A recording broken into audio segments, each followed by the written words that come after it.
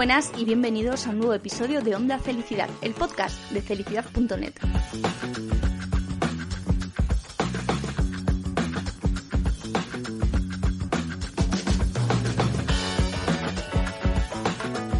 Hola, ¿qué tal chicos? ¿Cómo estáis? Bueno, espero que bien, que esta situación poquito a poquito vaya pasando, que todos seamos responsables con las medidas que nos están dictando las autoridades de lo que se puede hacer o lo que no se puede hacer en la fase 0 o en la próxima fase 1 o en la fase en la que estemos, no importa, para que, bueno, pues entre todos esta crisis sanitaria tan tremenda, tan terrible que hemos vivido en estas últimas semanas y meses, pues vaya remitiendo, ¿vale?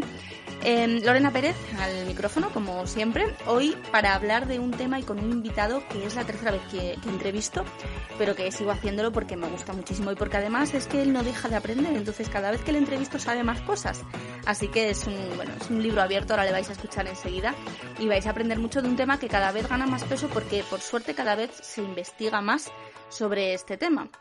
Yo siempre digo que afortunadamente a día de hoy la única patología que tengo es la de la celiaquía. Ojalá no la tuviera, pero la tengo más que controlada después de 23 años de diagnóstico y bueno, creo que los celíacos hemos avanzado mucho, aunque queda muchísimo trabajo por hacer. A mí me costó muchos años que me diagnosticaran, presentaba síntomas ya desde bebé, desde que empecé a tomar gluten, recuerdan mis padres, y hasta los 14 años no me diagnosticaron. Pues imagináis la cantidad de médicos que visité, la de veces que estuve en urgencias, la de veces que estuve ingresada, que estuve en casa semanas sin poder ir al cole porque estaba mal, hasta que un médico, una médica muy joven, una pediatra muy joven, a mis 14 años dijo: esta niña es celíaca, me hizo las pruebas y efectivamente. Entonces doy gracias que desde los 14 hasta los 36 que tengo a día de hoy no he desarrollado, que sepamos, ninguna otra patología, ¿vale? Pero sí que recuerdo perfectamente el sufrimiento que era estar mala y no saber qué pasaba, ¿no? Y seguro que a muchos de los que nos estáis escuchando ahora mismo esta historia os suena un poquito.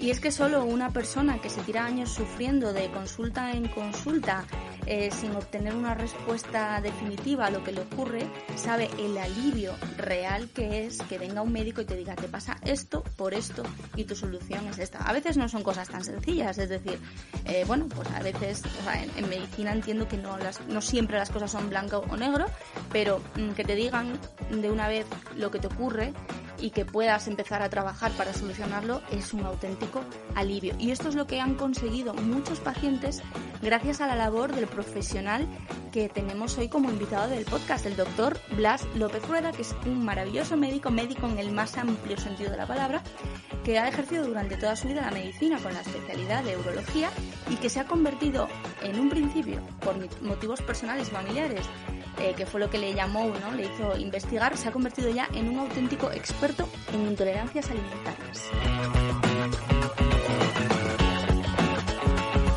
Y ojo, insisto siempre, cuando hablo de intolerancias alimentarias nunca me refiero a la enfermedad celíaca, que no lo es. Aunque el doctor Blas López Rueda de enfermedad celíaca sabe muchísimo, igual que de otras enfermedades inflamatorias.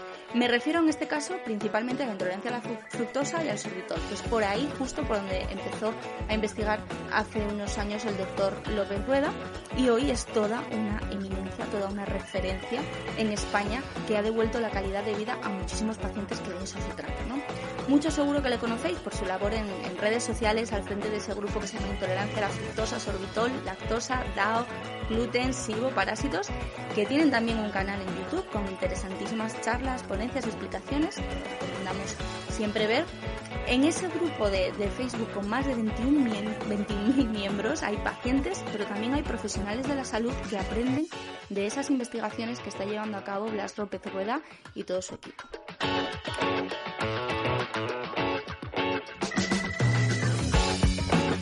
Él comenzó con la intolerancia a la fructosa, investigando pues los síntomas, descubrió también, ¿no?, la manera en la que la terapia nutricional ayudaba a estos pacientes, pero investigó más allá y descubrió que la intolerancia a la fructosa en muy pocos casos es una patología en sí, sino que en la inmensa mayoría de los casos es un síntoma de una enfermedad, con lo cual si no sabemos qué enfermedad está ocasionando esa intolerancia no vamos a solucionarle nada al paciente, con lo cual empezó una nueva línea investigando todas las enfermedades que pueden ocasionar esa intolerancia a la fructosa y ha dado un paso más, y es que a día de hoy se ha metido de lleno y además le apasiona la microbiota intestinal, como un poco entendemos, ¿no?, el origen de todo este proceso. A mí me parece que es un médico con la mente muy abierta, en el más amplio sentido de la palabra, porque, bueno, pues lo que él comenta siempre en las charlas, en las entrevistas, etcétera, etcétera, es que el objetivo del médico es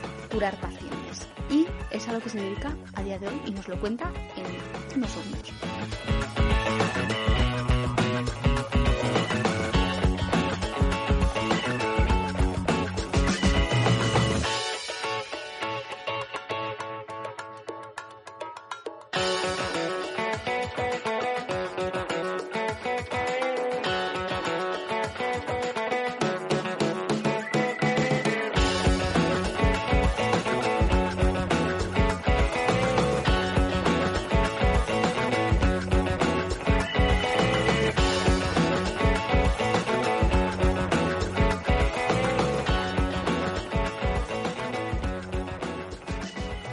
Bueno, pues tenemos hoy en este programa especial al doctor Blas López Rueda. Ya sabéis que es un grandísimo experto que además está, yo creo que revolucionando el mundo de las intolerancias alimentarias, porque, bueno, pues sabemos muchísimo más sobre lo que son, sobre cómo se comportan, sobre quizás las enfermedades que hay tras ellas, gracias a esa labor, a ese trabajo de investigación que lleva años haciendo.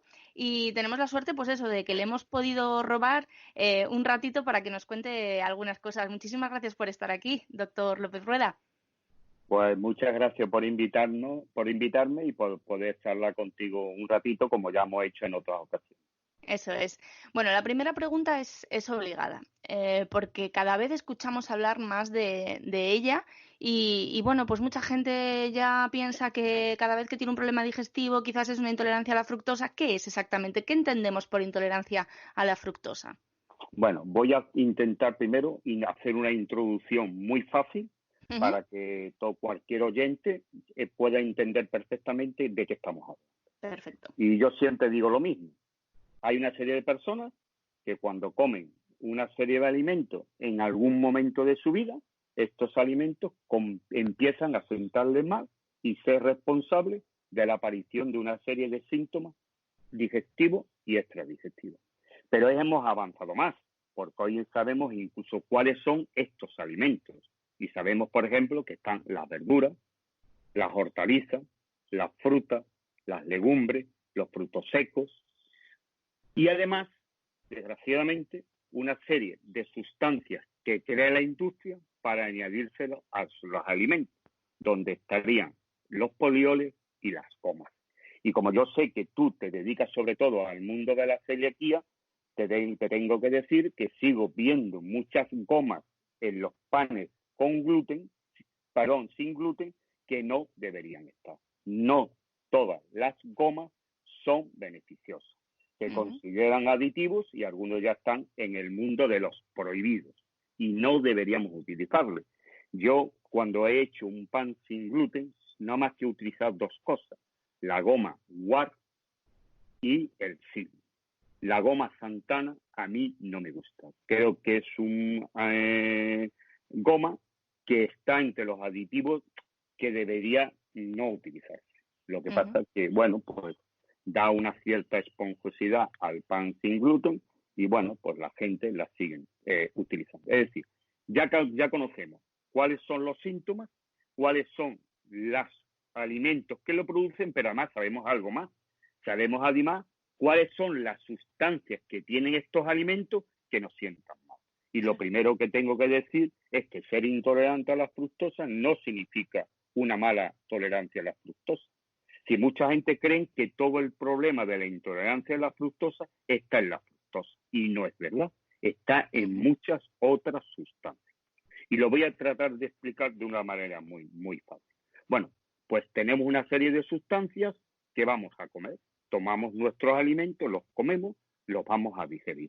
Y ocurre que hay una serie de sustancias que no podemos digerir y absorber porque no tenemos los enzimas necesarios. No porque estemos enfermos, sino porque no tenemos los enzimas necesarios. Pero además, cuando eres intolerante a la fructosa, estos alimentos los vas a seguir sin digerir porque no tienen los enzimas. Pero ahora, ¿qué pasa? Que hay otra serie de sustancias que también nos vamos a hacer daño. ¿Por qué? Porque no la podemos absorber. ¿Y por qué no la podemos absorber? Porque los transportadores que se encargan de introducirla dentro de nuestro organismo empiezan a fallar. Porque se producen una serie de procesos inflamatorios que impiden que estos alimentos se puedan digerir. ¿Y qué pasa? Pues todos estos alimentos todas las sustancias de estos alimentos van al intestino grueso y allí fermentan. Y a mí, por ejemplo, y a ti, que somos, bueno, hasta cierto punto, personas normales, los gases que se producen no nos producen ninguna alteración. Y sin embargo, en los enfermos con intolerancia a la fructosa, estos gases van a ser muy perjudiciales. ¿Y por qué? Porque tienen una cosa que conocemos con el nombre de aumento de la sensibilidad visceral. Y entonces la respuesta que tiene su intestino grueso a estos alimentos o a estas sustancias que llegan no es igual que una persona normal. Responde de una manera, ¿verdad? Es decir, que este sería el fundamento. Comemos alimentos que tienen sustancias que no podemos digerir, bien porque no tenemos los enzimas o por bien porque nuestra intolerancia está estropeando nuestras microbiosidades intestinales. Todo esto llega al intestino, fermenta, y como mi intestino grueso tiene una respuesta normal, me pongo muy malito. Y esto es lo que no entiendo, cómo que esto es tan fácil de entender. Los médicos, cuando tienen los enfermos delante, hace 6 años, los mandaban a todos al psicólogo. Y entonces reconozco que en aquella época estábamos cometiendo un grave agravio con estos pobres enfermos, y entre ellos tú sabes que yo entré por problemas familiares, ¿no? Y bueno, y a lo largo de estos años afortunadamente hemos ido mejorando, pero todavía no estamos en la posición que a mí me gustaría que estuviera. Bueno, hemos ido mejorando y en una parte muy, muy grande es gracias al trabajo que estáis realizando vosotros, que empezasteis en un grupo de Facebook y a día de hoy, bueno, pues estáis ayudando a muchísima gente y ya no solo a pacientes, sino también a profesionales sanitarios a actualizarse, porque todo esto que estás contando, como bien dices, es un proceso, bueno, me imagino que ha sido complicado llegar a verlo de esa manera, pero yo estoy convencida de que todavía hay muchos profesionales que lo desconocen y que pues eso, nos meten mucho en el saco de los problemas psicológicos, del colon irritable, ¿no? Que el colon irritable parece ser que es también un cajón desastre donde no sé lo que te pasa, colon irritable. Entonces, bueno, es una labor que os tenemos que agradecer porque lleváis ya unos cuantos años investigando este tema y estoy convencida de que cada día aprendéis algo nuevo. Vamos a ver, yo cuando empecé con esto, y lo tengo que decir, no sabía absolutamente nada. Y no me da vergüenza reconocerlo. Yo aprendí en un pequeño grupo de Facebook con una chica que tenía 2 enfermedades, que era Crohn y una espondilitis anquilopoyética, que las 2 son enfermedades inmunitarias. Y entonces ella hacía una especie de dieta FODMAP. El único problema que tenía que iba muy dirigida a su enfermedad. Bueno, pues yo tengo que reconocer que sentándome allí y escuchando a 700 pacientes hablar, fui aprendiendo, poco a poco aprendiendo. Y yo tuve una primera etapa donde yo creía que la enfermedad, que la intolerancia a la fructosa tenía una entidad patológica propia. Pero después de 2 años aplicando una dieta FODMAP, me di cuenta que había algo más. Y entonces empezamos a darnos cuenta que no solamente había que aplicar una dieta FODMAP, sino que había que ver qué enfermedad había detrás de esa intolerancia a la fructosa. Y hoy, pues yo creo, habrá 40 o 50 patologías diferentes que pueden producir una intolerancia a la fructosa. Bueno, pues eso fue la segunda etapa, mi segunda etapa. Comprender que la intolerancia a la fructosa era no más que un signo de alerta que había detrás de una serie de enfermedades. Y que si yo tenía en cuenta esto, podía buscar la causa que producía la intolerancia. Por eso te digo que hubo una segunda fase en la que los médicos ya comprendían, entendían en parte la intolerancia, pero aún se quedaban con el diagnóstico de intolerancia a la fructosa y te daban ya una listita con tus alimentos que podías comer. Pero no se profundizaba en la parte más importante, que es ver la enfermedad que hay detrás de esta intolerancia. Y otra cosa que sí me gusta hacer aquí que cuando hablamos de la intolerancia a la fructosa hay que introducir otro concepto, sola o acompañada de otras intolerantes, porque a veces creemos que el paciente tiene una intolerancia a la fructosa, pero también tiene una intolerancia a la lactosa, también tiene un déficit de SAO y muchas más cosas que iremos viendo. Sí, son pacientes complicados a veces, ¿no? Y bueno, una cosa que sí nos hemos dado cuenta, que muchas veces me preguntan, ¿están aumentando estas enfermedades? Uh-huh. ¿Esta enfermedad? Bueno, pues sí, pero ¿por qué están aumentando? Esa es la pregunta. Porque empezamos a conocer los médicos la existencia de esta patología y ya hay muchos médicos que la buscan. Pero esta no es la única causa. Esta es una causa indiscutiblemente muy importante, porque si ningún médico la buscamos, nadie la diagnostica. Si hay cada día hay más médicos buscando, se harán mayor diagnóstico, por consiguiente habrá más pacientes con estas patologías. Pero este no es el problema para mí más grave. El problema para mí más grave es que vivimos en un ambiente que no propicia la salud intestinal. Fíjate bien, vivimos en un ambiente que no propicia la salud intestinal. Es decir, nuestros alimentos no son correctos. Y lo tengo que decir, aunque estas cosas a veces, decirlas puede traerte consecuencias. La industria alimentaria no está haciendo las cosas bien. Añaden demasiados aditivos a los alimentos. Y cuando hablas con ellos, siempre te contestan lo mismo. Es que echamos las cantidades permitidas por el gobierno. Pero ellos no saben que no se come un solo alimento al cabo del día, sino muchos alimentos con muchos aditivos. Y además, y esto lo tengo que decir, hace unos días escuchaba una charla de un periodista que había ido a Argentina, a las grandes plantaciones de soja, donde se utiliza un herbicida muy famoso, que es el glifosato, que todo el mundo lo conoce, y estuvo hablando con los médicos locales sobre qué pasaba en esa zona. Bueno, pues había una serie de enfermedades que habían aumentado exponencialmente, entre ellas malformaciones y abortos de repetición. Bueno, pero es que es curioso que estaba escuchando ese programa y a la mañana que cuando me levanté, encontré en internet un artículo publicado por una entidad del gobierno argentino tratando de desmontar todo eso que el periodista no había hecho. Claro. Pero es que además es que ya es absurdo, porque las referencias bibliográficas que existen en revistas especializadas ya no da opción a decir que los glifosatos son magníficos y no producen ninguna alteración. Por eso te digo que no es solamente los aditivos, sino las sustancias tóxicas que incluso podemos tomar con nuestros cereales y con nuestras verduras. Es decir, tomamos pesticidas, herbicidas, etcétera, metales pesados, y después en nuestro ambiente llegan una serie de tóxicos de la más variada.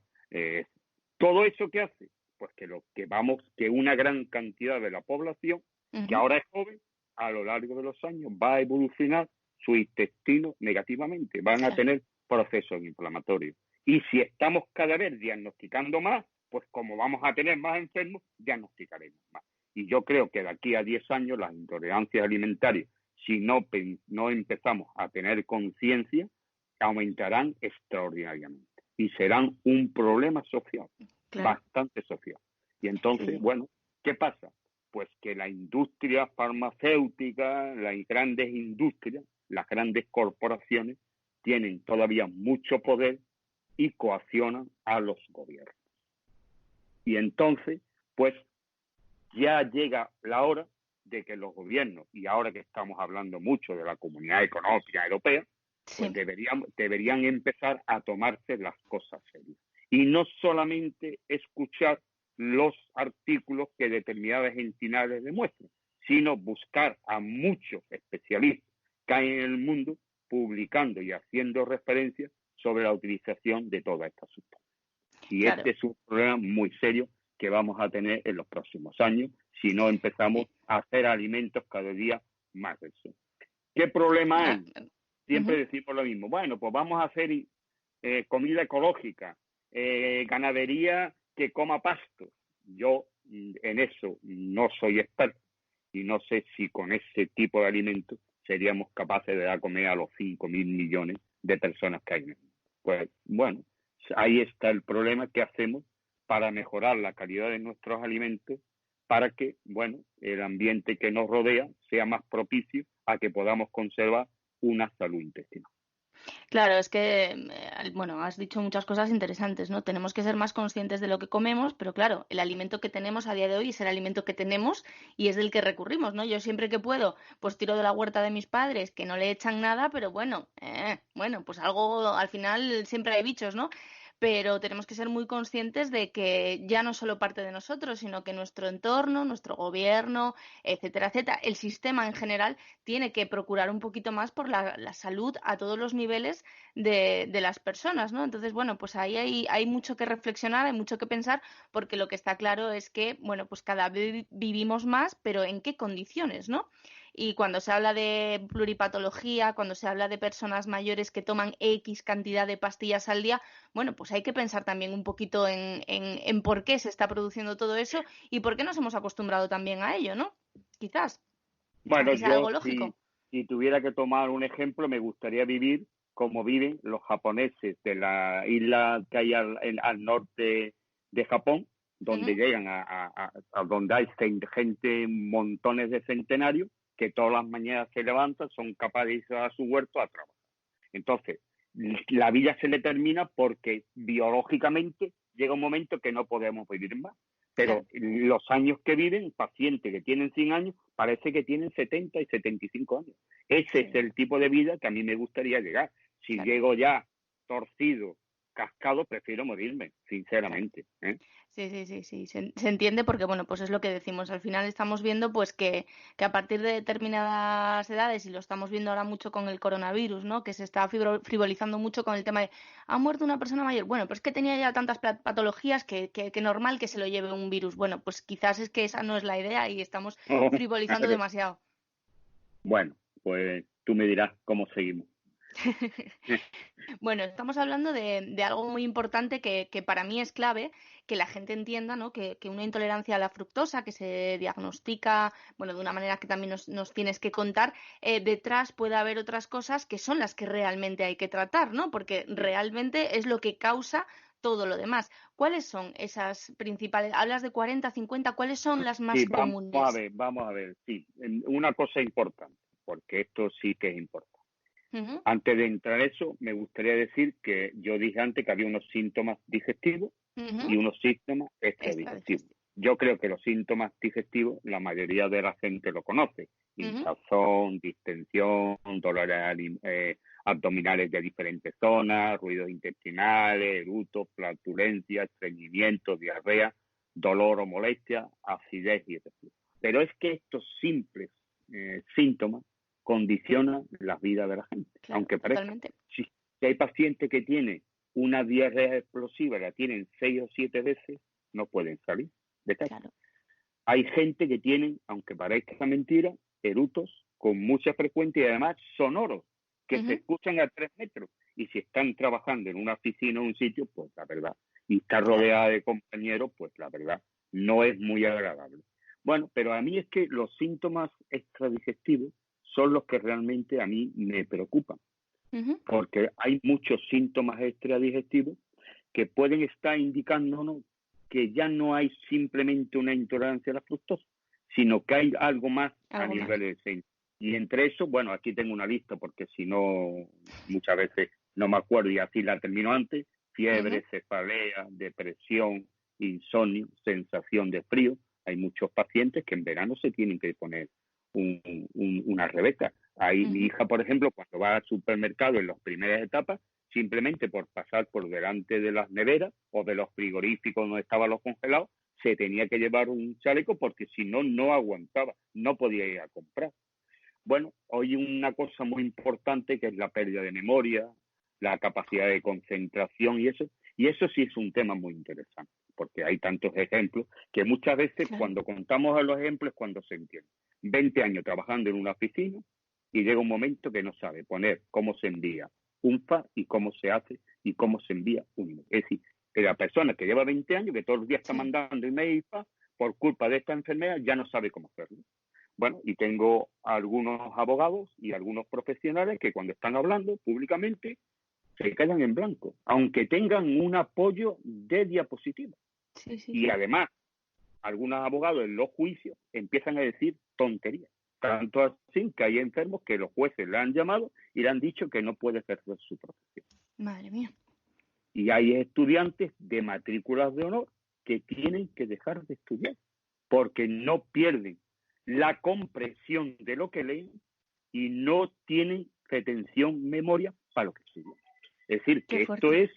es cosas a veces muy graves. Muy serias. Bueno, y yo ya te podría decir, bueno, otros síntomas podrían ser como creo que muchas veces lo cuento, y sobre todo a las mujeres cuando empieza a caerse el pelo, la debilidad de las uñas, los Las uñas. trastornos menstruales. Hay gente que se queda un año sin la menstruación incluso, y esto lo tengo que decir, y ahí quizás la enfermedad celíaca pueda ser muy representativa, son los abortos de repetición.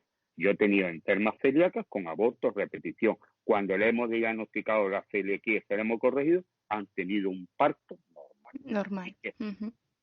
Gente con alteraciones de la libido, hombres con problemas de erección, es decir, que los síntomas son muchos, serían muchos.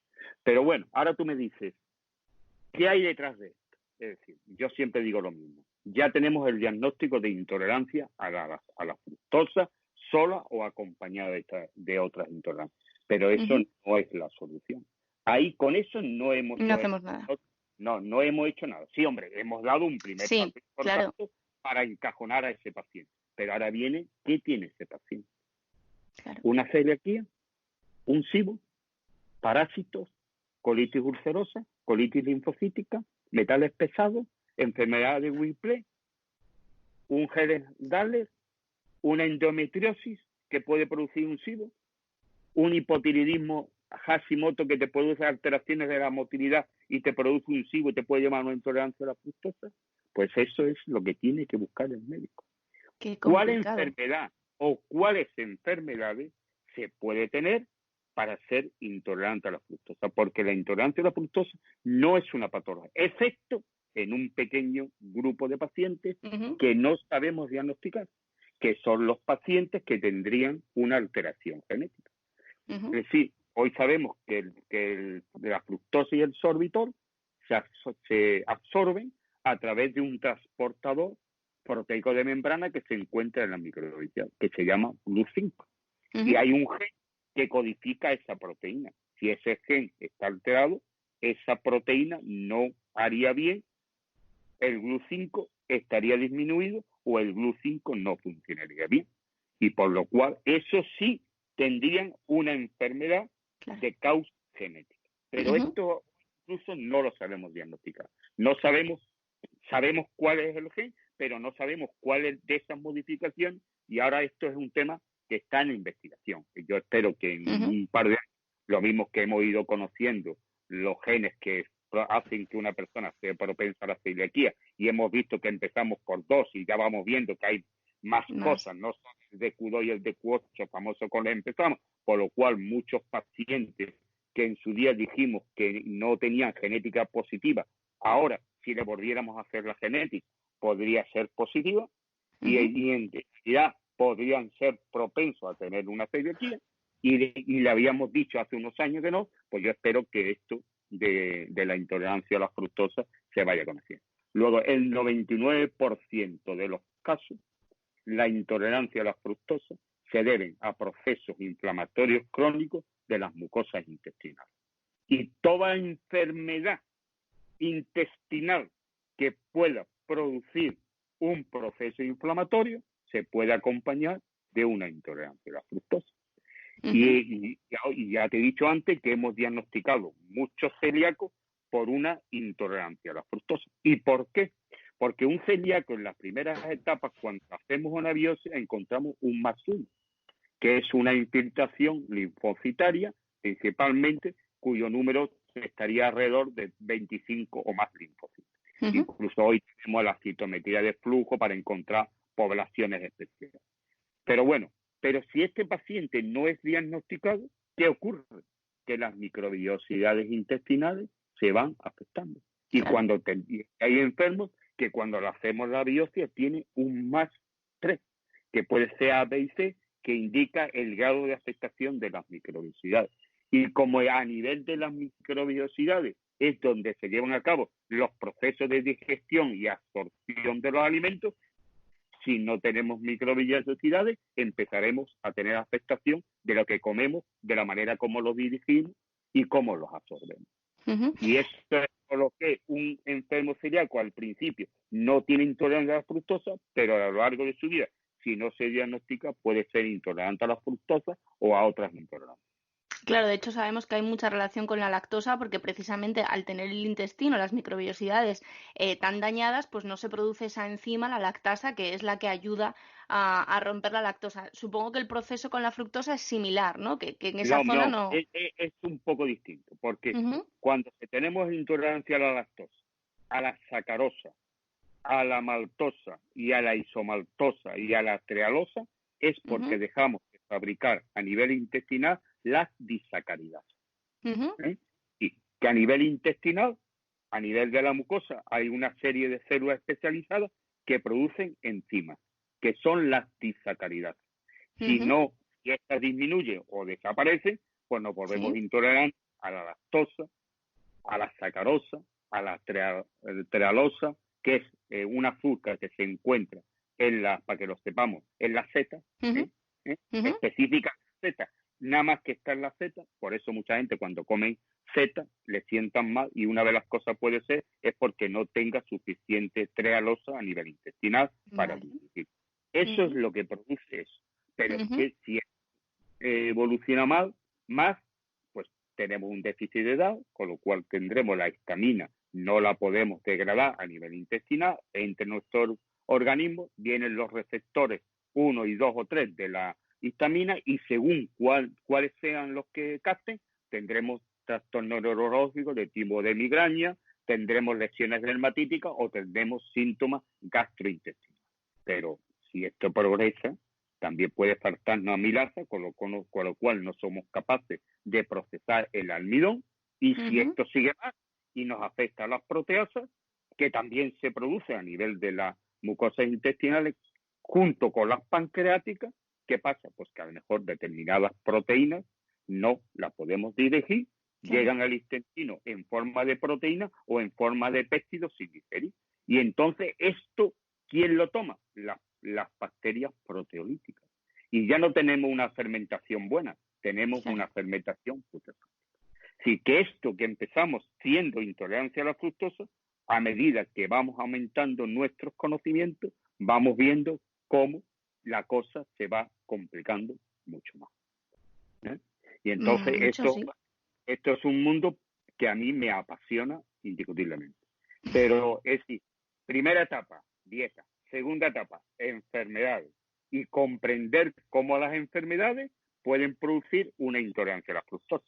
Es una enfermedad de Crohn, si faltan trozos de mucosa porque aparecen lesiones, es fácil que el intestino no produzca todas las enzimas necesarias para poder llevar a cabo una digestión. En la zona donde las mucosas están alteradas no hay ni microbiosidades intestinales que puedan llevar a cabo Claro. una digestión. Entonces, es comprensible que la sintomatología de todas estas enfermedades sean muy parecidas, porque todos producen pero después cada enfermedad puede tener sus síntomas específicos de cada enfermedad. Entonces, ahí está la labor del médico. Yo siempre digo que hay 3 o 4 enfermedades que son muy importantes, porque hoy la enfermedad de Crohn, la colitis ulcerosa, está en la mente de los digestivos. Esas son enfermedades que tú sabes que están perfectamente en la mente de los digestivos. Los digestivos rápidamente hacen una colonoscopia y te mira. Pero siempre digo lo mismo, no basta con mirar. Hay que coger biopsia. Claro. Hay enfermedades que afectan al intestino, al colon, que están por debajo de las mucosas, como son las colitis microcíticas. Y entre ellas la linfocítica, muy frecuente a veces en los enfermos celíacos. Y entonces, sí, conocemos algún caso. Si tú metes el colonoscopio, mira la mucosa normal, perfecto, saco, ¿no? Biopsia. Y hay que tomar biopsia del intestino ascendente, del trapézido descendente, de todas las partes del intestino. Y con ello, mirando y con las biopsias, puede descartar en un 90%, porque nunca, nada es perfecto en medicina, un 90% de las patologías del colon que te pueden producir una intolerancia a la fructosa y a otras intolerancias. Bueno, pues estas son las dos partes primeras de que yo he ido aprendiendo, pero es que con el tiempo he aprendido la otra causa, que es la microbiota. Que sabemos que también te apasiona. Y si eso todavía me gusta más. Y te voy a explicar por qué. Porque empezamos primero a dar la dieta y vimos que no era suficiente. Nos metimos con las enfermedades. Dábamos la dieta, indiscutiblemente, siempre seguimos dando una dieta que además la podemos adaptar a un Crohn, a una colitis ulcerosa, a una diaria. Sí, hay variaciones, pero seguimos dando nuestra dieta. ¿Y la dieta en qué consiste? Pues en quitar todo lo que fermenta. Ya dijimos antes que una de las causas que produce esto es que los alimentos llegan al intestino grueso y fermentan. Luego la dieta que vamos a hacer es la dieta FODMAP, que consiste en quitar todos los alimentos que pueden fermentar a nivel intestinal. Si los quitamos, te pone mejor. Pero si no curamos la enfermedad de fondo, pues posiblemente con la dieta nunca podemos. Es decir, a un enfermo le podemos poner una dieta FODMAP y resulta que tiene una diarrea.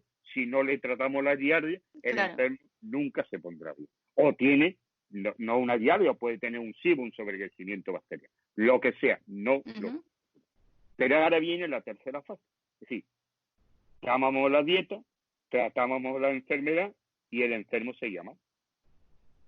Y había muchos enfermos que no se ponían mal, porque había muchos enfermos que se creían que si yo te ponía un tratamiento a la diarrea y tú desaparecías la diarrea, al día siguiente estaba bueno. O yo te ponía un tratamiento para un SIBO, te quitaba el SIBO y tú te ponías bueno. No. Tenemos que reparar todos los daños que estas enfermedades han producido a nivel intestinal. Y una de las cosas que se altera es la microbiota. Y a mí no me preocupa que se altere la microbiota. A mí lo que más me preocupa es que se produzca un aumento de la permeabilidad intestinal. Porque entonces las cosas sí se nos empiezan a complicar. Porque cuando hay un aumento de la permeabilidad intestinal, lo que comemos pasa al intestino, péptidos y proteínas pasan al intestino, ya no porque sea celíaca, sino simplemente porque hay un aumento de la permeabilidad, que ahora lo explicaré un poco mejor. Empiezan a entrar toxinas, empiezan a entrar virus, hongos, bacterias.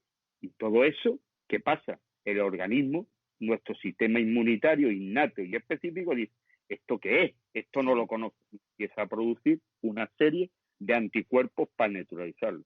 Pero cuando sometemos a nuestro aparato inmunitario a un trabajo excesivo, llega un momento que empieza a hacer las cosas mal y empiezan a aparecer dos tipos de patologías, las alergias alimentarias y las enfermedades inmunitarias. Pero aquí no está todo el problema. Como entran muchos tóxicos, el hígado lo sometemos a una endotoxemia tóxica.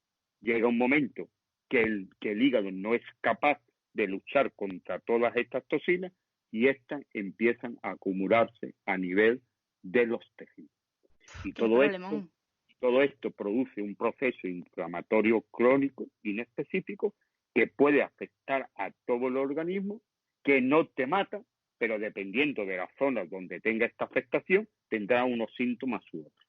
Pero es que además, estas toxinas con el tiempo pueden entrar dentro de las células, invadir nuestras células y alterar nuestras mitocondrias, que es donde se produce toda la energía que necesitamos. Y por eso muchos enfermos, con lo que hoy conocemos como enfermedades ambientales, donde está la fatiga crónica, la sensibilidad múltiple química, etcétera, etcétera, suelen estar con tanta afectación debido a todas estas alteraciones. Por eso, una de las cosas más importantes en estos pacientes con disbiosis intestinal sería balancearle su microbiota y cerrar el aumento de la permeabilidad intestinal. Claro. El aumento de la permeabilidad intestinal se produce porque hoy, como sabemos, cuando comemos, los alimentos entran por los enterocitos, que son las células que componen la mucosa intestinal con sus correspondientes microvellosidades, pero después hay unos espacios que se llaman paracelulares. Sería el espacio que hay entre dos enterocitos.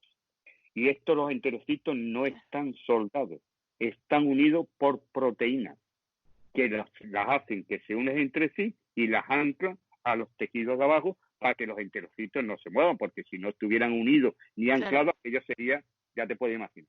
Bueno, pues arriba del todo están unas cosas que se llaman las uniones estrechas, que son las que hacen que estos espacios paracelulares se abren y se cierran durante los procesos digestivos para que entren determinadas sustancias de tamaño muy pequeño. Pero cuando estas, por diferentes procesos, estas proteínas se rompen, se quedan abiertas permanentemente y por ahí empieza a colarse todo, que es lo que conocemos con el nombre de intestino roto o agujereado. Y esto sí es un problema muy grave. Por eso, desde una intolerancia a la fructosa, fíjate a dónde estamos. ¿A dónde hemos llegado? El intolerante a la fructosa puede tener una disbiosis con un aumento de la permeabilidad intestinal. Lo que está claro que si hoy día ya simplemente con tratar con una dieta FODMAP, pues muchos pacientes no es suficiente para poderlo curar. Claro, ocurre lo mismo con la celiaquía. No ha ido complicado. Lo mismo que tenemos con la celiaquía. Hay celíacos que evolucionan muy bien, un 70, un 80% evolucionan bien con una dieta, siempre y cuando cumplan las 3 reglas principales, que no haya traza, que no haya contaminaciones cruzadas y que los alimentos no tengan gluten, y después tendremos a algunos pacientes que no evolucionan bien, porque una cosa que yo siempre digo, y lo digo aquí porque como yo sé que tú te digas, que un celíaco, por ser celíaco, no quiere decir que no pueda tener otras enfermedades intestinales. ¿Sí? Efectivamente. Es que parece que yo soy celíaco y cuando voy al médico, todo es celíaco. No, mire usted, mire usted, los enfermos celíacos pueden tener otras enfermedades intestinales y además pueden tener otras enfermedades autoinmunitarias incluso y otras enfermedades. Porque recordemos que la celiaquía es una enfermedad autoinmunitaria y con una palabra muy, muy importante, sistémica. Es decir, puede afectar a cualquier parte del organismo. Y eso se le olvida a muchos médicos que tratan a los celíacos, y tú lo sabes mejor que yo, porque yo lo veo de pasada y tú lo ves todos los días. Llegan los enfermos y siempre quieren achacar que no están haciendo bien la dieta. No, mire usted, hay gente que hace muy bien la dieta, incluso ahí tenemos pruebas para saber que a un paciente sabemos si está haciendo la dieta bien. Tenemos hasta pruebas. No, piense usted en otras cosas. No solamente en la celiaquía refractaria, hay otras muchas cosas que hay que descartar antes de llegar a una celiaquía refractaria. Y de eso tú sabes mucho más que yo. No, para nada, porque es que es una maravilla escucharte hablar, es un libro abierto, además comunicas fenomenal y yo creo que todos vamos a aprender muchísimo contigo y podríamos estar horas y horas escuchándote porque muchas veces nos quedamos en la superficie, ¿no? Lo que estás diciendo, soy celíaco, me encuentro mal, pues hago mal la dieta, me la he saltado en algún momento sin querer y tal. Y qué importante es que llegue ese mensaje a los profesionales de la salud, ¿no? El de hay que actualizarse y hay que comprender que a veces detrás de un proceso que ya hemos diagnosticado y que estamos intentando tratar puede haber más cosas y hay que seguir indagando para que esa persona recupere la calidad de vida. Y creo que eso es lo que estáis haciendo y estáis demostrando con esas fases tan bien que nos has explicado, ¿no? De primero la dieta, buscamos la enfermedad y es que ahora estamos viendo la permeabilidad intestinal como un problema muy serio, grave. Muy serio. Más serio de lo que mucha gente piensa, ¿eh? Más serio. Y para eso hay unos trabajos de Fasano, que es un pediatra americano, donde él dice que la causa principal de las enfermedades autoinmunitarias, aunque él no llega a decir el 100%, es el aumento de permeabilidad intestinal. Si consiguiéramos quitar el aumento de la permeabilidad intestinal, disminuiría significativamente las enfermedades autoinmunes. No todas, pero sí en un porcentaje importante. Y ya para terminar, si te parece, vamos a hablar un poquito, aunque yo hablo todo lo que tú quieras, yo nunca me aburro, pero yo sé que tú tienes un tiempo ilimitado y yo me quiero acoger a esta hora que podemos hablar. ¿Qué hacemos para mejorar nuestras prebióticos, probióticos? ¿Sirven para algo? ¿No sirven para nada? Nos lo preguntan mucho. Sobre eso hay mucha controversia. Yo te voy a dar una opinión personal, que yo no digo que sea la cierta, porque nos quedan muchas cosas por hacer. Yo cuando tengo un paciente con una disbiosis intestinal, para que nos entendamos, una disbiosis intestinal no es más que las bacterias que tenían que estar en unas cantidades se alteran por diferentes procesos. Las que tenían que estar muy bajitas suben y las que tenían que estar muy altitas para proteger todo disminuyen. Sí, ya no hay un equilibrio entre todas las bacterias entre sí. Y no solamente las bacterias, porque muchas veces nos olvidamos de las eucariotas, nos olvidamos de las cándidas, de otros hongos, incluso de los virus que ya empezamos a manejar también virus con la microbiota, pero no solo los virus DNA, sino ya también somos capaces de coger los virus RNA, hacer unas copias de ellos, que se llaman copias DNA, y mirarlos y buscar. Y hoy ya podemos hacer un viroma muy completo de tanto de los virus DNA como RNA. Pues por eso yo creo que nos quedan muchas cosas que ver en los próximos años.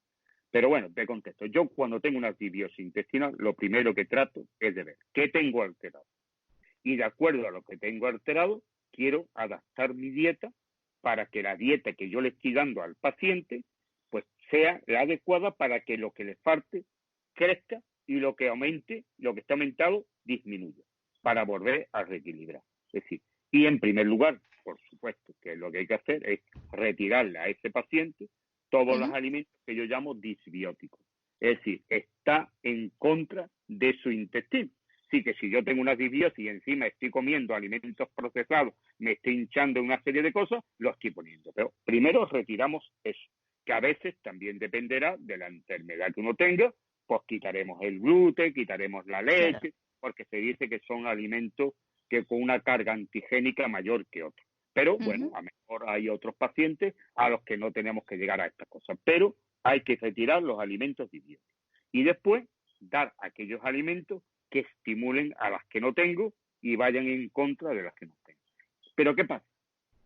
Que hay muchos pacientes en los que podemos hacer esto, pero hay otros pacientes que si eres intolerante a la fructosa, a la lactosa, al déficit, no puedo jugar siempre con la dieta. Y entonces tengo que buscar qué hago para que me puedan subir. Y entonces he hecho mano de suplementos. Claro. Pero yo siempre intento hacer las cosas con la dieta. Pero a veces la dieta no la puedo utilizar. Claro. Y entonces tengo que echar mano de otras cosas. Pero siempre, lo primero, alimentos.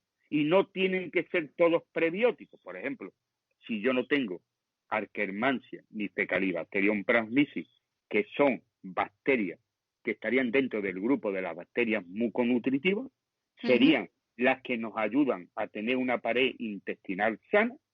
No las tengo, no tengo probióticos. No existen probióticos de Akkermansia ni de Fecalibacterium transmissis. Entonces tengo que tener alimentos que estimulen su crecimiento. Claro. Y ahí, ¿qué quedaría? Pues daría polifenoles, donde estarían los extractos de granada, los extractos de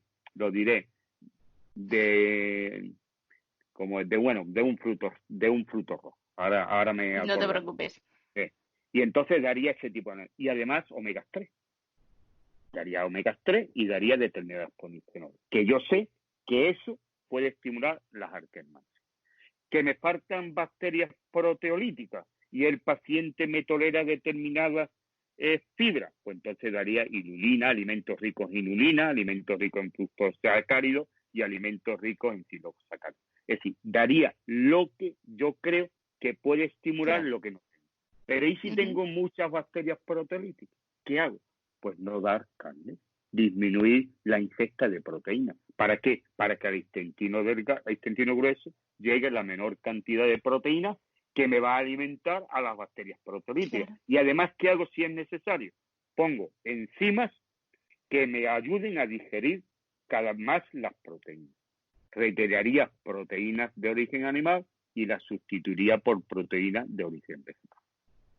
Si esto sería un manejo de la microbiota proteolítica, es decir, quito las carnes, las proteínas de origen animal, las sustituyo por proteínas de origen vegetal, y una cosa que se puede utilizar mucho es lo que se llama tofu firme, que además no tiene sabor, el sabor se lo va a dar tú, de la manera como lo haga, y esto, si tolera legumbres, magnífico. Entonces ya estaríamos también por un camino acertado, porque las legumbres tienen muchas proteínas vegetales muy buenas. Antiguamente las madres decían, vamos a dar lenteja con arroz, con lo cual ya están todas las proteínas buenas. Hoy sabemos que ya las legumbres por sí mismos prácticamente tienen todos los aminoácidos esenciales. Pero bueno, las madres, como eran muy sabias antiguamente, pues daban lentejas con Con arroz. arroz. Nos estaban dando una dieta magnífica en proteína,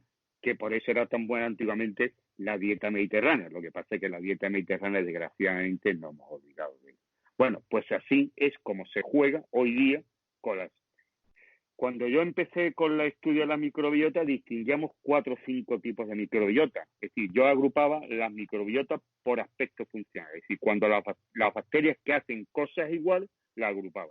Y hoy tenemos, pero hoy ya tengo hasta 14 grupos funcionales. Claro, eso te iba a decir, es que Pues, cada claro, uno... claro. Pues ahora podemos hablar de microbiota muconutritiva, de microbiota protectora, de microbiota inmunomoduladora, de microbiota productora de GABA, de microbiota proteolítica, de microbiota productora de serotonina, e incluso hablamos del estroboloma, que el estroboloma es el conjunto de bacterias relacionadas con los estrógenos.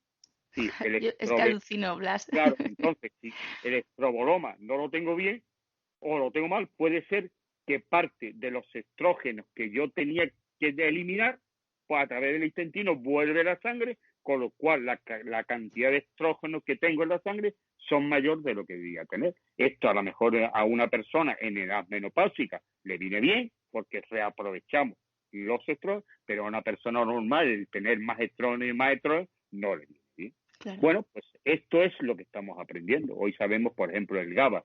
Sabemos cuáles son las bacterias productoras de GABA y cuáles son las consumidoras. Luego, si analizamos las bacterias productoras de consumo, podemos tener una idea si ese paciente a nivel cerebral está llegando suficiente GABA para poder hacer sus funciones cerebrales de una manera normal. Si cada vez vamos conociendo más y conocemos entre tú y yo 200 o 300 bacterias, y a veces hay pacientes que tienen más de 2.000 microorganismos, pero bueno, poco a poco vamos. Y ahora estamos introduciendo en una nueva faceta.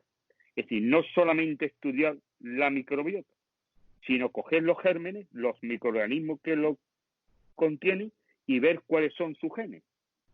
Conocer los genes de cada bacteria. Y además, qué metabolitos producen. Ya somos capaces de ver hasta 450 metabolitos que producen las bacterias que hay en el intestinal. Y entonces podemos relacionar bacterias, metabolitos y genes. Y con eso podemos tener una visión muy completa de qué está ocurriendo a nivel intestinal. Pero indiscutiblemente, si no contamos con una microinformática muy potente, eso no hay quien lo maneje.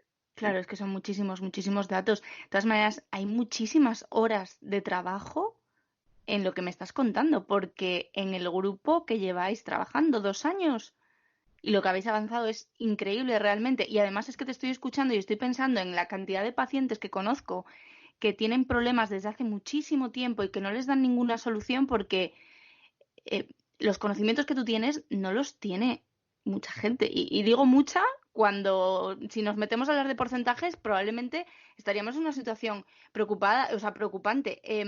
Este tipo de información que vosotros manejáis está a la disposición. Bueno, en realidad sí que está porque lo hacéis de manera pública, pero quiero decir, ¿existe interés real por parte de los especialistas en conocer a este nivel todo esto que mejoraría la calidad de vida de tantos pacientes? Te voy a dar una opinión.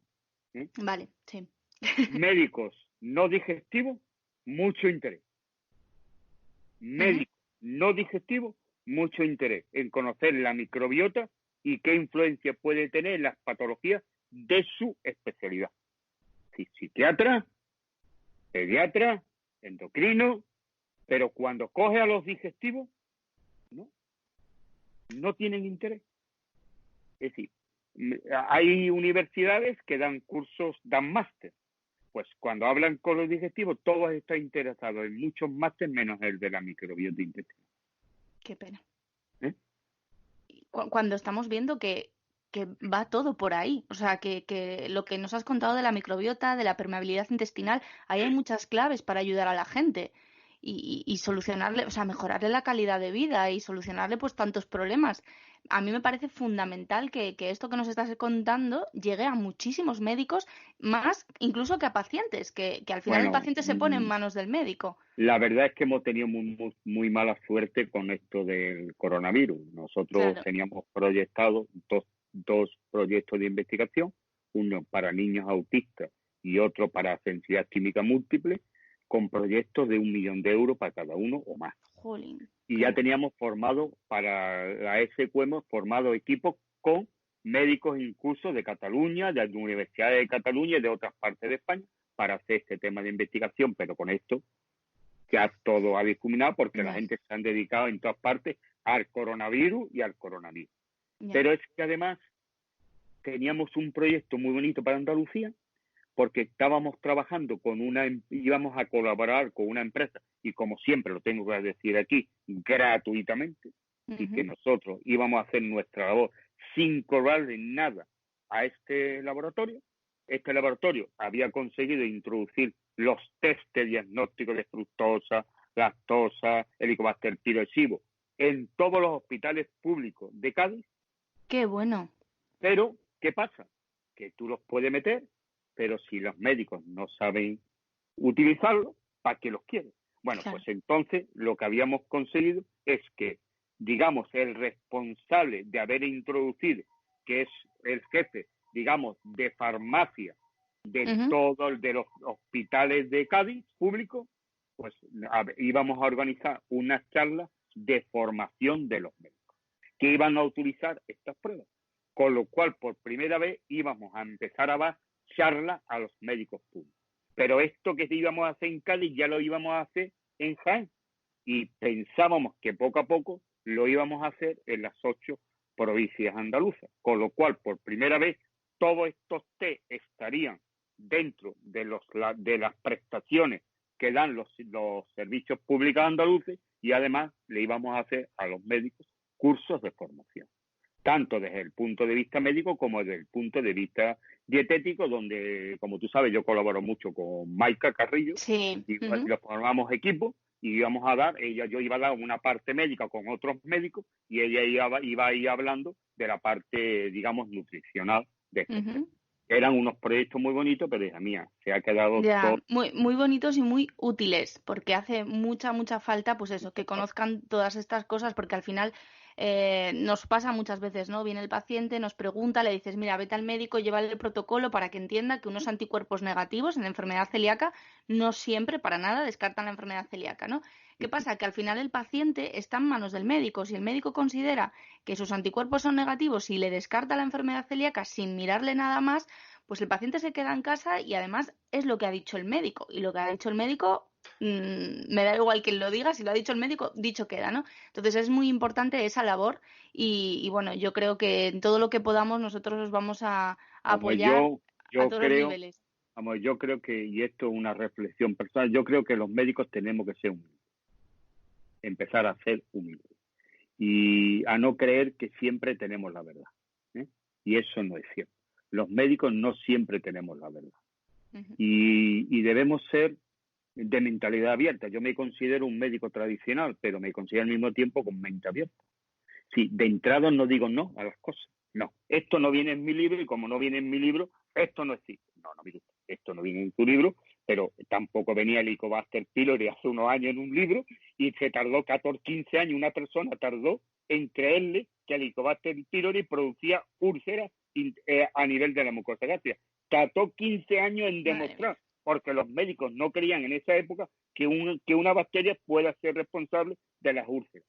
Tardó 15 años. Pues mire usted, a lo mejor muchas cosas que se están diciendo ahora, a lo mejor dentro de 15 años son verdades. No cierre usted las puertas, analícela, lea, busque bibliografía, infórmese, que a lo mejor puede ser que no esté al día de todos los conocimientos, porque es verdad que esto va a una velocidad tan inmensa que es imposible leer todo obviamente, lo que se publica. Necesitaría estar en servicios muy grandes donde cada compañero hiciera revisiones y cada semana hubiera temas diferentes para estar. Esto es muy difícil. Un enfermo de un ambulatorio le es muy difícil estar al día si su empresa no lo forma continuamente. Es imposible. Es imposible. No va a estar formado. No va a estar formado.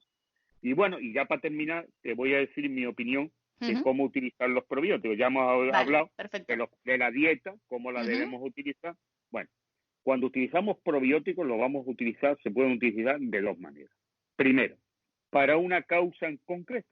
Es decir, yo me voy a tomar antibióticos y yo te doy un Charocimol Burardi para intentar que no tenga diarrea. Yo te trato un Helicobacter pylori y te puedo dar un Lactobacillus reuteri de una cepa especial para intentar que el efecto de los antibióticos aumente. Es decir, te estoy dando un probiótico para una cosa concreta. Algo concreto. Pero en el transcurso de una dibiosis, ¿por qué damos probióticos? Porque se dice que los probióticos no se van a quedar contigo, no van a repoblar tu microbiota. Entonces, ¿para qué los damos? Y yo te voy a decir para qué los doy yo. Porque cuando no tengo una microbiota, por ejemplo, protectora, que es la encargada de crear un medio hostil para determinado grupo de bacterias, como son las cándidas, las bacterias proteolíticas, no los tengo, ¿qué hago? Pues yo lo que hago es doy probióticos que las contengan para que esas bacterias que yo estoy dando de una forma continuada me creen el medio que me tendrían que crear estas bacterias si yo las tuviera. Y con ello, ¿qué consigo? Que mientras tanto, las propias mías, que las tengo muy disminuidas, las pueda ir aumentando. Claro. Sí. Porque si las mías no las aumento, no resuelvo el problema. Cuando quite los probióticos, a los 15 o 20 días, si vuelvo a hacer una microbiota, mis bacterias lactobacílicas estarán igual. Pero si yo doy estas bacterias, a lo mejor consigo al mismo tiempo que las mías aumenten. Y cuando las mías aumenten, quito los probióticos. Sí, claro. Que aquí no la doy con una finalidad concreta, sino la doy para que los probióticos suplan lo que mis bacterias normales en este momento no son capaces. Y aquí ya no estoy haciendo una función, aquí estoy haciendo muchas funciones diferentes. Hay probióticos que dan hasta 30 cepas diferentes. También tenemos las bacterias de las esporas del suelo. Y hay una serie de probióticos que podemos dar para intentar crear un ambiente que nos falta porque ya no tenemos esas bacterias. Y al mismo tiempo, con los prebióticos y con la dieta que estamos dando, estemos recuperando nuestra microbiota propia. O sea, sí, son beneficiosos, efectivamente, pero siempre es bueno que sea el médico el que nos los prescriba, porque sabe lo que vamos a necesitar. Vamos, yo muchas veces hago un estudio de microbiota para saber lo que tengo alto y lo que no. Porque si yo tengo lactobacillus, bien, y bifidobacterias, mi microbiota protectora es normal, no tengo por qué darlo. No lo necesito. Me tengo que digerir hacia lo que yo tengo alterado. Claro. Y eso es una manera, decir, probióticos para una causa en concreto, muchos otros probióticos para suplir las funciones que nuestra microbiota en un momento determinado no puede hacer. Esas serían las dos maneras como yo manejo los probióticos. Bueno, nos ha quedado súper claro, nos ha quedado claro que, que eres una enciclopedia con patas. Es curioso cuando dices, no, yo soy un médico tradicional de mente abierta. Ojalá hubiera más médicos con esa mente tan abierta de ponerse a investigar y de buscar siempre la causa para, pues al final de lo que se trata, ¿no? Mejorar la calidad de vida del paciente, darle una solución. Es que yo cuando se habla médico naturópata, funcional, y yo digo, no, nada más que hay un tipo de medicina, aquel que cura a los enfermos, aquel que cura a los enfermos. Y eso de dividir la medicina en parcelas, parece que entonces ¿para qué? Si estamos intentando hacer una visión global del enfermo, ¿para qué tanta? No, yo de inmunoterapia, yo de funcional, yo naturópata, yo no sé cuánto, oleolística. No, mire usted, yo soy médico que lo que trato es de curar a mi enfermo. Y nada más que hay una medicina. ¿Cuál? La que cura a los enfermos. Me da como sea, como los curo. Si yo curo a la medicina utilizando una manera u otra, yo sigo siendo médico. Y me gusta llamarme médico. No me gusta que me pongan etiquetas. Después mucha gente en mi grupo dice, no, es que si te pones el nombre, voy dirigido a ese tipo. Digo, no, si es que el médico, ¿qué tiene que hacer el médico? Cura a sus enfermos. ¿Con qué? Con aquella medicina que los cure. Me da igual la que sea, pero yo soy médico que intento curar a mis enfermos de la manera que la pueda curar. Bueno, siempre me gusta, siempre es importante que haya una evidencia por lo menos científica.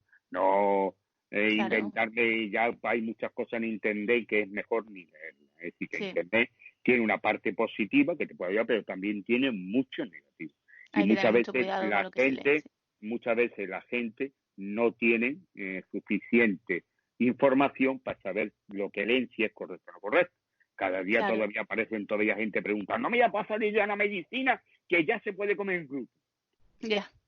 No, sí, que nos vas a contar, Han claro. escrito eso. Y yo digo, no, ¿cómo que no? Si lo dicen, me da igual quien lo diga. No hay estudio serio, científico probado que Exacto. esto que hagas te permita comer gluten.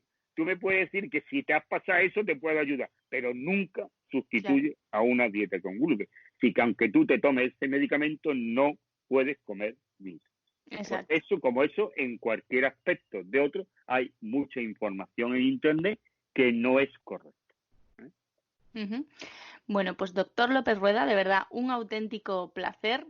Muchísimas gracias por atendernos una vez más, porque yo creo que es la tercera entrevista que te hacemos ya, o la cuarta, pero es que siempre aprendemos mucho y además es que cada vez que te entrevistamos sabes más. Entonces, esto no se acaba nunca y es una maravilla porque, bueno, pues tenemos que agradecerte que, bueno, pues que sigas trabajando, que sigas investigando y que sigas ayudando a tanta gente en lo que, bueno, pues empezó siendo un grupo de Facebook para compartir información y al final se está convirtiendo en una auténtica referencia, no solo para pacientes que puedan tener alguna duda y que quieran saber un poco más, sino para algo tan importante como es para profesionales de la salud que quieran, bueno, pues actualizar esos conocimientos, que efectivamente es muy difícil estar al día en absolutamente todas las patologías del mundo, incluso en las de una especialidad, ¿no? Pero bueno, pues ahí tienen herramientas para estudiar, para investigar y conocer un poco más hacia dónde están estos nuevos estudios yendo, así que de verdad, muchísimas gracias y un placer por tenerte aquí, por charlar un ratito hoy con nosotros. Lorena, muchas gracias a ti y yo espero que de aquí a año y medio, 2 años, bueno, pues nos podamos volver a encontrar y podamos contar muchas más cosas. Es decir, yo creo que lo bueno es ver cómo uno va evolucionando en el tiempo y cómo vamos comprendiendo cada vez mejor qué es lo que está pasando. También es verdad que no vivimos en un mundo que acompañe, como yo digo, a la salud, desgraciadamente, y esto es muy difícil de combatir, pero es lo que nos ha tocado vivir. Entonces vamos a ver qué podemos hacer para contrarrestar todo lo que intenta ponernos enfermos.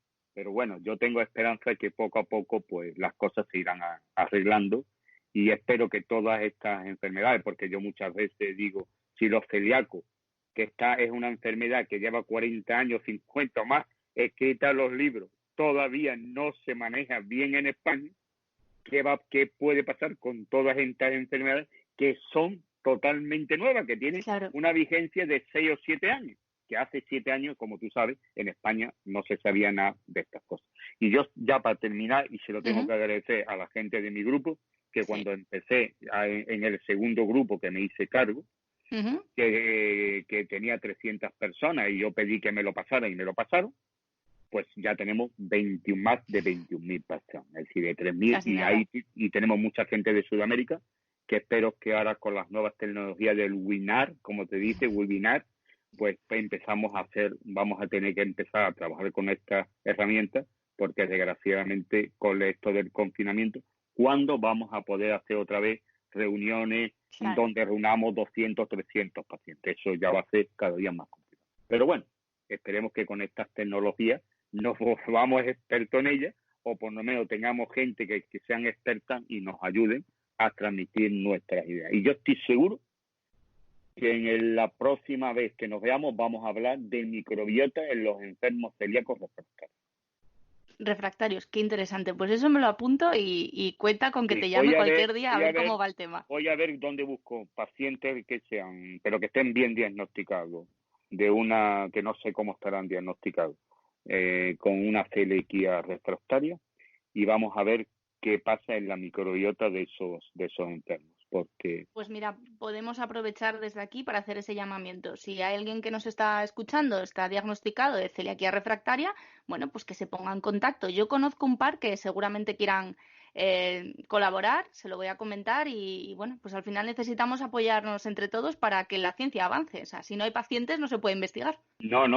Y ahora también tengo otro proyecto muy bonito, que bueno, aquí los enfermos se van a pagar sus propios estudios porque desgraciadamente dinero para todos los estudios, Claro, sería imposible, que es la alopecia universal autoinmunitaria que se da en chicas jóvenes que se quedan completamente calvas y tienen que ir todo el día con pelucas puestas desde los 15, 16, 17 años.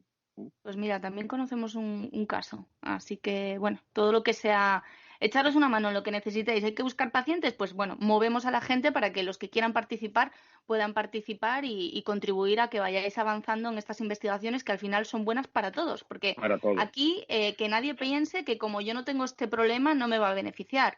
Bueno, al final el avance de la ciencia nos beneficia. Todo el conocimiento de la microbiota intestinal al final favorecerá a muchas enfermedades, no a una en concreto. Aunque estudiemos una, como iremos aprendiendo de muchas más cosas, al final servirá para todas otras patologías. Bueno, Lorena, te dejo que ya creo que por hoy ya he metido bastante rollo.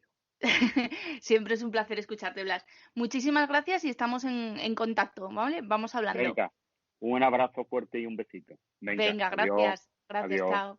Y que termine bien el confinamiento. Sí, que acabe pronto ya y que, bueno, pues lo que tú dices, que poquito a poco volvamos a recuperar la normalidad y aunque no se puedan celebrar de momento reuniones con 200 médicos, que la podáis hacer a través del Skype, como estamos haciendo ahora esta entrevista, o de lo que sea. Venga, vale, un Lorena. Abrazo. Hasta luego, adiós. Gracias, chao. De nada, adiós.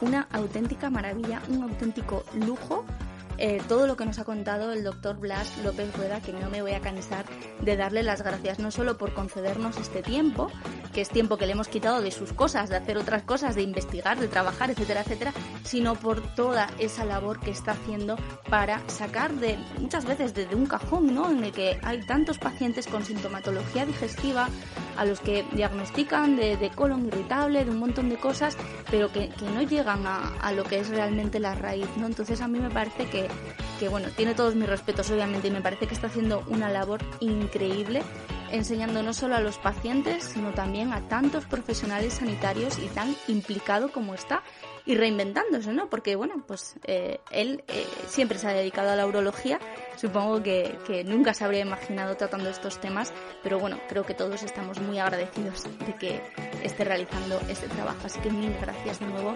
doctor Blas López Rueda. Os vamos a dejar en la página web, en felicidad.net, los enlaces para que podáis acceder a su canal de YouTube, también a su grupo de Facebook y así seguirle y seguir aprendiendo con él. Nosotros nos despedimos, volvemos el próximo domingo.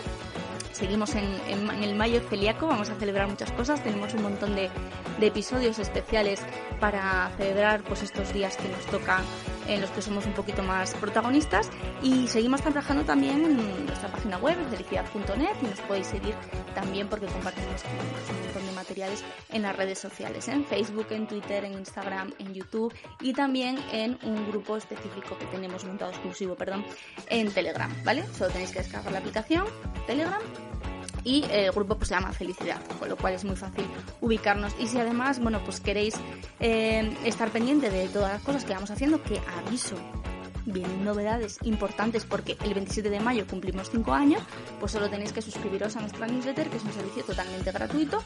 Una vez a la semana nos ponemos en contacto con vosotros para contaros cosas chulas, interesantes y útiles, ¿vale? Es felicidad.net/hola. Ahí os suscribís gratuitamente, además recibís un obsequio por suscribiros y después, bueno, pues vamos hablando y contándoos cositas en las que estamos trabajando. Muchísimas gracias por estar ahí, un capítulo más y ya son 12, el próximo va a ser el número 13, que a nosotros seguro que no nos trae mala suerte. Y nada, muchísimas gracias por estar ahí. Un fuerte abrazo de Lorena Pérez.